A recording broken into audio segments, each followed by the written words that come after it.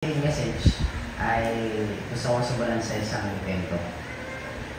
Merong isang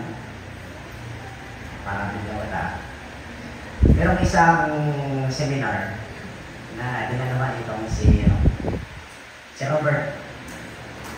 Ano ko itong ginawang pattern para hindi ako magtagal para mabilis lang ng aking sermon. Ito si Robert Fulgum, mayroon siya pinatinan isang seminar at isa doon sa speaker ay si Alexander. And message, ganyan. Hanggang sa nung patapos na, sabi ni Alexander, meron pa ba kayong mga tanong? Nagsalita itong si Robert, sabi niya ay, what is the meaning of life?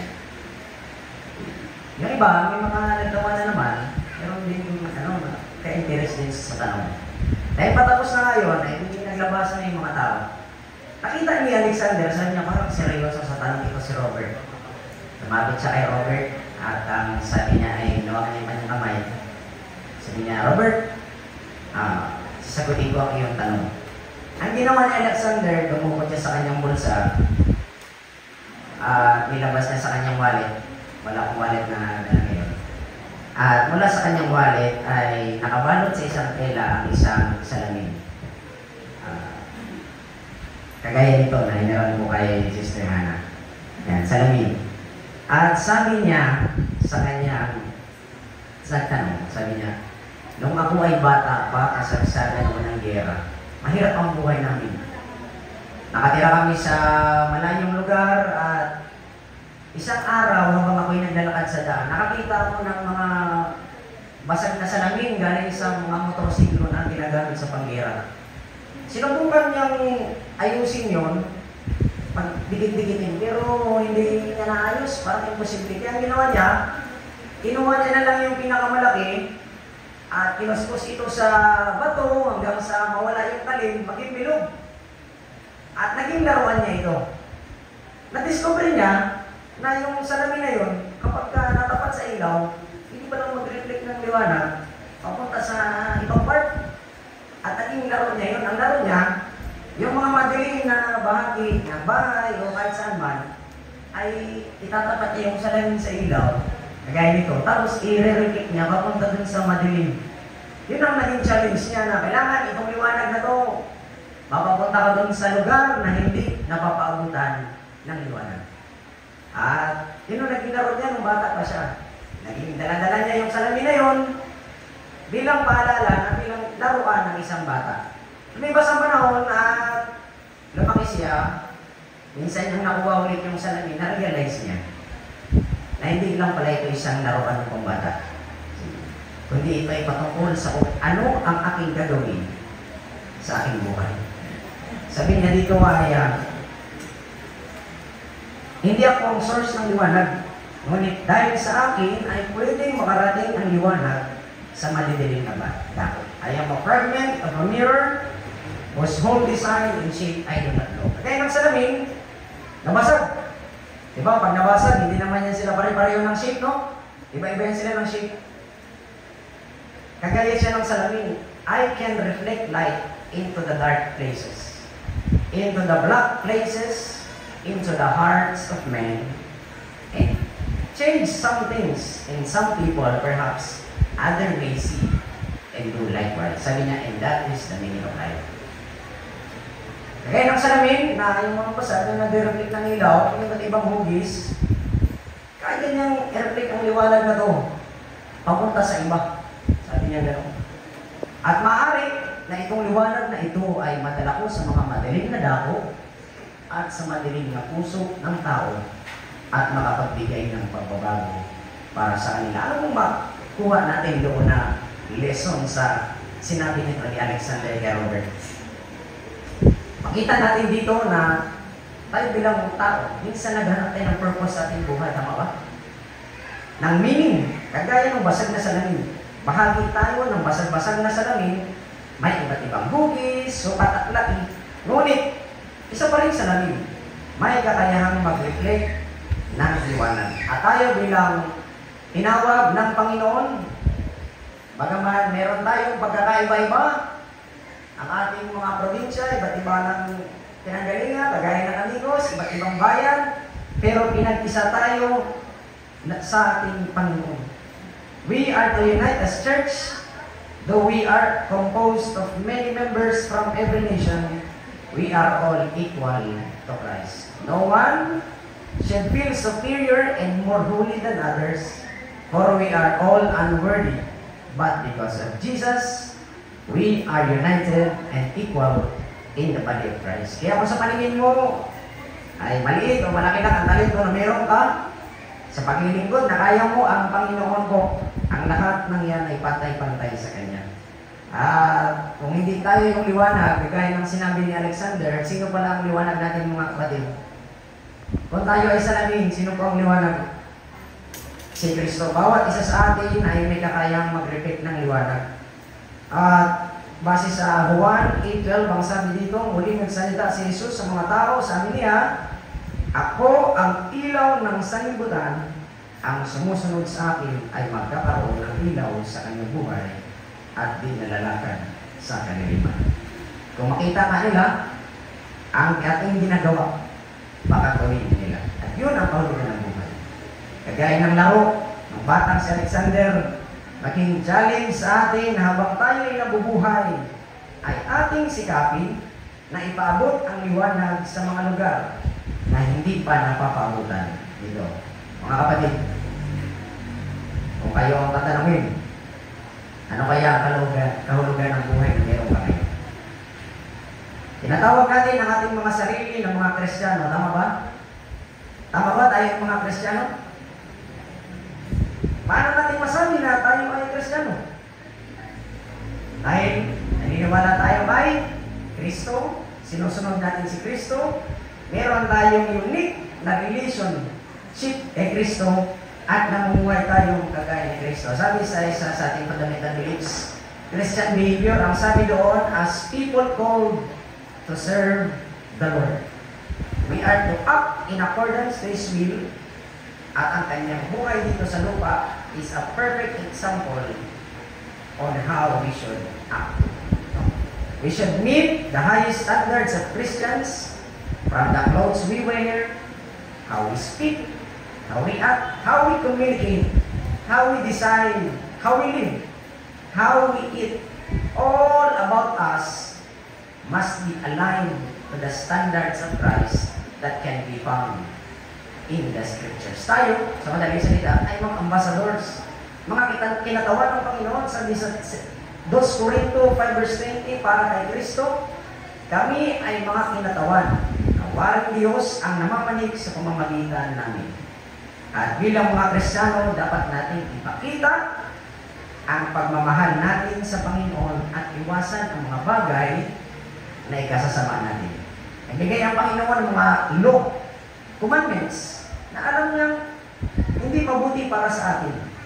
Sabi sa 1 John 2 verse 15 hanggang 16, huwag ninyong ibigin ang sanlibutan, maging ang mga bagay na nasa sanlibutan. Kung ang sino man na yung ibig sa sanlibutan, wala sa kanya ang pag-ibig ng Ama, ito ay sapagkat ang lahat ng mga nasa sanlibutan, ang masasamang pagnanasa ng laman, ang masasamang pagnanasa ng mga mata, at ang kapalaluan sa buhay, ang mga ito ay hindi muna sa Ama, kundi sa sanlibutan. Ang sabi dun sa post namin, 1,000 missionary are to be indeed the representative of Jesus Christ and not to be pretenders. No? Tama ba?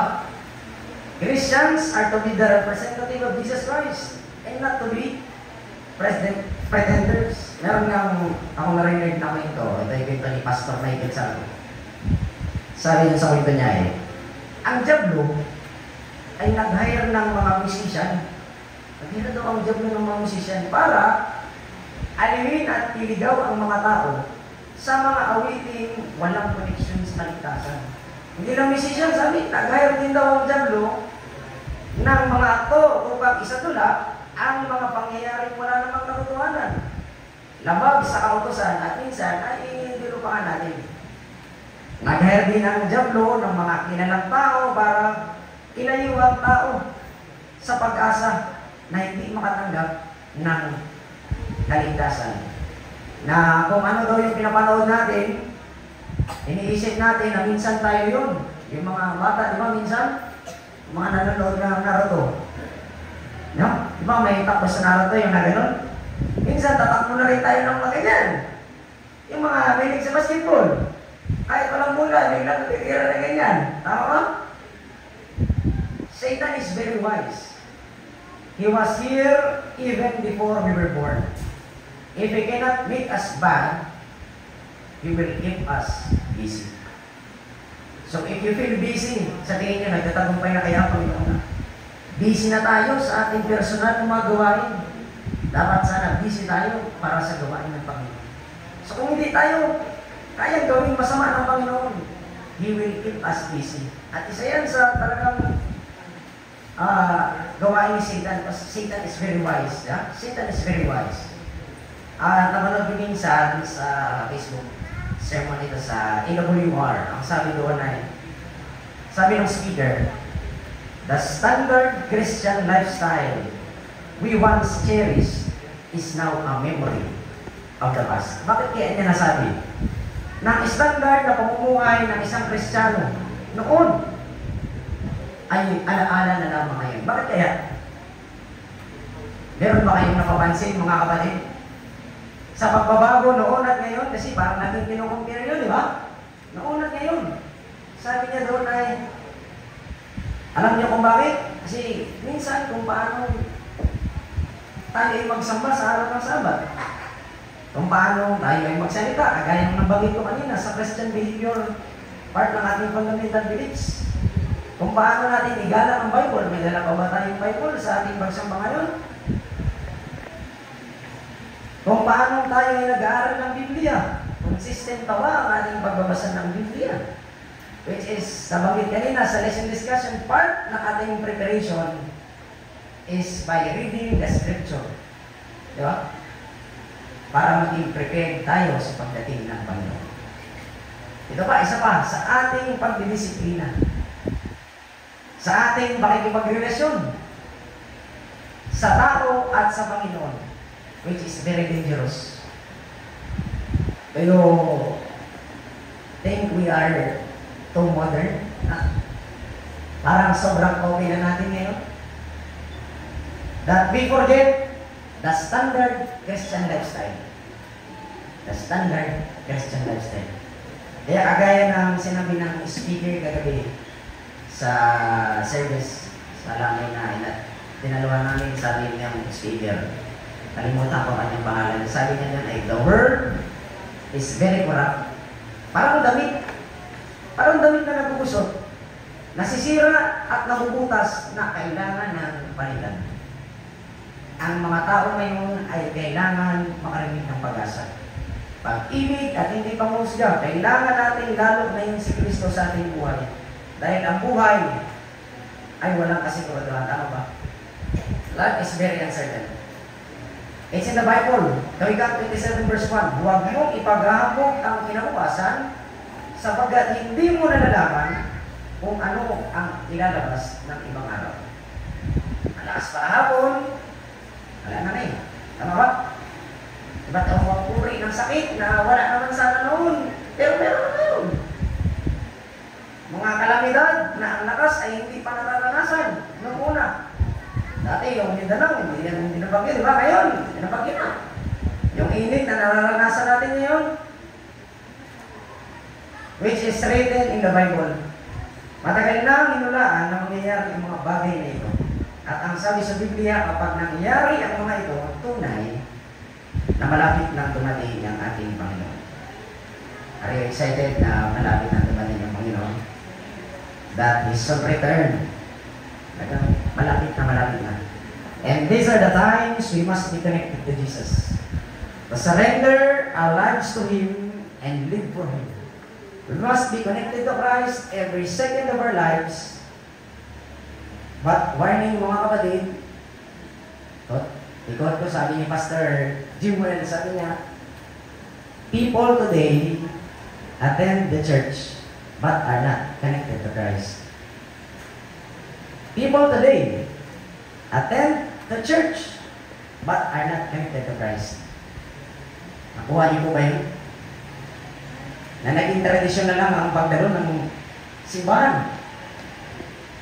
At hindi ang pagkakaroon ng personal na relasyon sa ating Panginoon. The church is not a place you attend to, but a family you belong to. And I Adventist your disciple ministry, parang AYTM yata. Yes, walang perfect. We are all unworthy. Lahat tayo ay kailangan ng Panginoon. Ang tanong ay paano tayo? Bilang mga imperfect na tao ay magiging epektibong ambassador ng Panginoon, mamuhay na para sa Panginoon, maging reflection ng ating Panginoon. At meron ako itong sample. Ito ay una kong nakita ay sa camp meeting sa Lipa. Maganda rin itong example, siguro sa mga hindi nakadalo. Maganda naman kanyang example. Let's say this is Jesus, no? Ito tayo. At ito yung lugar na dapat tayong maglingkod. Mga tao na dapat natin pabutan ng mabuting pabalita, gawain na dapat natin ginagawa. Humingi tayo ng guidance sa Panginoon, tama? Malapit tayo sa Panginoon at binibigyan tayo ng Panginoon ng ibig, grace, and everything we need para tayo ay mag-serve sa Kanya. Tayo naman, lalabas at pag napuno na tayo, tuloy natin ito. Pag tayo ay sa tingin natin ay punong-puno na, sa karunungan, sa pag-aaral ng Bible, sa maraming bagay, tayo nilalabas, maglilingkod tayo. At yung ating natanggap sa Panginoon, ibibigay natin sa iba, tama? Service tayo, natin ng mga perceive, biruay, mga gawain, at iba pa, napakarami natin activities, programs na ginagawa. Hanggang sa maubos. Hanggang sa maubos. Pag naubos na, ano gawin? Babalik. Niulit tayo sa Panginoon. Niulit, natutulit sa Panginoon. Balik na naman sa iba. Kaya siguro, merong ilan na napaka-active ngayon. Pero pagdating ng Panginoon, nakapagod.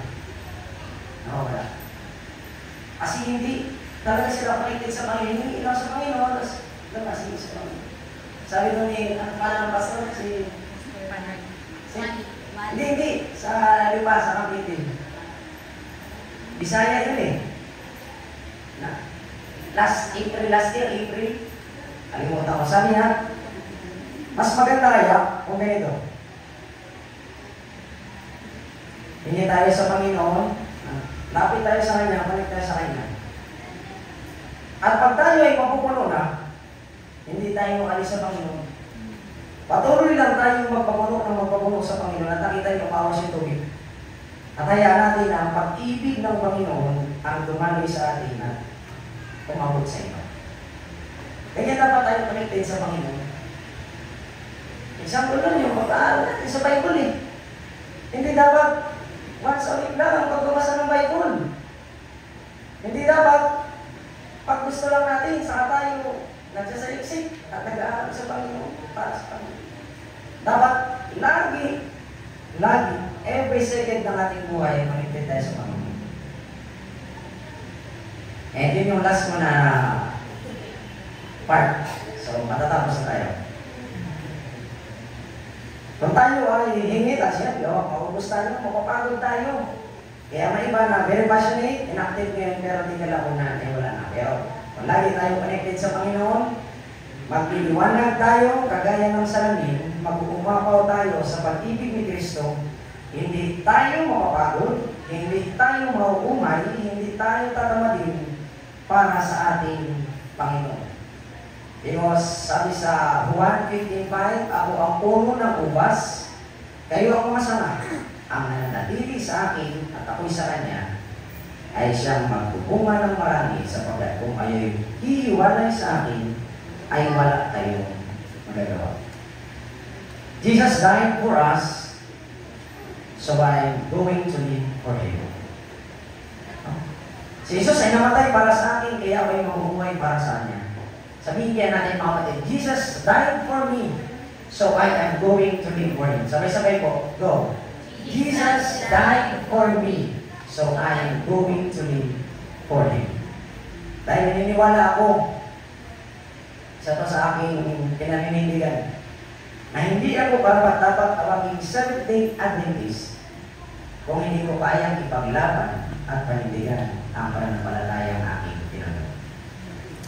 Sa kabila ng naranasan natin ngayon, ang sabi ng Panginoon, I will be with you. Naranas tayo ng mga challenges, di ba? Kasi the world is very corrupt. Ang sabi ng Panginoon, I will be with you until the ends of the world. Nangako ang Panginoon, nasasamahan ka niya dahil meron na pagsubok tayong dadaanan sa daloy ng buhay habang nandito tayo sa sanlibutan. Hindi magiging komportable ang buhay. Ngunit nangako ang Diyos, nasasamahan ka niya hanggang sa katapos-tapusan ng sanlibutan. Because God has 1,000 ways which we know nothing. Yung aming papunta dito, ang plano namin ay ang bagat paninang 50 para sa pamasahe sa mundo. Pero bago kami dumating, mayroon na tumit ng pangano namin. Di ba? Napakabuti ng Panginoon, kaya nandito kami magkakasama tayo nagpupuri sa Panginoon. Dahil kahit anong gawin ng tao, kahit anong sama ng tao, ang Diyos pa rin ay mabuti. At nagbabasa pa ako ng Strength of Christ noon. One of my favorite praise doon, ang sabi doon ay, God hates the sin, but He loves the sinner. Sinabang pa, kasi nagustuhan ko talaga itong praise that God hates the sin, but He loves the sinner. This is the time we have to stand, to rise for the mission, for the end is near. Kapatid, we are almost home. Kabilang dun sa part ng fundamental beliefs, the new earth, ang sabi dun, a destination God prepared for all of us, where suffering and death will have passed away. The great controversy will be ended, and sin will be no more. This is the hope for all of us, that there come a day, there's no more sickness, no more pain, no more burden that we experience today, a hope, a reason why we should continue, a promise that God has given for all of us. Kapatid, huwag ka sanang bumitaw sa pananampalataya na tinanggap mo. Patuloy at magpapatuloy pa, because the heaven is interested in your salvation. Habang hindi pa lumalabas ang Diyos sa santuaryo, habang hindi matapos ang paghukom, habang hindi pa ibinababa ang salot, habang tayo ay may panahon pa, maghanda tayo mga kapatid. Kagaya ng sinabi sa kanta, no turning back, no turning back. Kaya kung tayo ay mabuhay mga kapatid, mabuhay tayo sa Panginoon. Kung tayo ay mamatay tayo sa Panginoon. Sa mabuhay o sa mga tayo mga kapatid, tayo ay sa Panginoon. Ito po ang aking mensahe sa umagang ito. Happy Sabbath po sa ating lahat.